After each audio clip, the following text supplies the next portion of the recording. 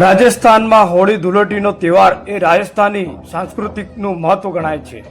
આ તહેવારમાં ભેદભાવ ભૂલીને રંગોથી અલીલ ગુલાબ રંગોમાં ભળી જવાય છે। આ હોળી ધૂળેટીના પર્વમાં રંગો ખુશહાલી અને એકતાનું પ્રતીક મનાય છે। આ તહેવારમાં બીજું એક મહત્વ એ છે કે જે ઘરે પુત્રી કે પુત્ર જન્મ્યા તેમની પહેલી હોળી હોય તો તેને ઘરે શુભેચ્છા પાઠવવા તેમજ બાળકને આશીર્વાદ આપવા ચાંગ વગાડીને નાચતા ગાતા તેઓના ઘરે જાય છે।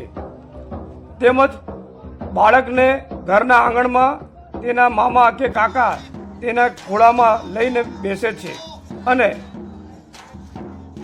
સમાજના લોકો ઘર પહોંચતા બાળકને ઘરના આંગણમાં તેના મામા કે કાકા તેને ખોળામાં લઈને બેસે છે અને આડી લાકડી કરીને તેને સમાજના વડીલો તેના માટે પ્રાર્થના ગીત ગાવાય છે। તે કહે છે કે પહેલી નજરે જોતા એવું લાગે કે આ લાકડી લઈને આ લોકો શું કરી રહ્યા છે। જાણીએ। લાકડીઓ ટીપી ટીપીને તેના માટે આ 5 વખત ગીત ગવાય છે। પહેલાં તો બાળકનું નામ પૂછી અને તેના માટે તે એવું કહે છે કે તું બહુ જ મોટો થશે તેમજ તારી ઉંમર લાંબી થાય અને મોટા થઈ તારું નામ તેમજ તારા માતા પિતાનું નામ સાથે સમાજનું નામ રોશન કરશે તેવું આ ગીતની અંદર ગવાઈ રહ્યું છે।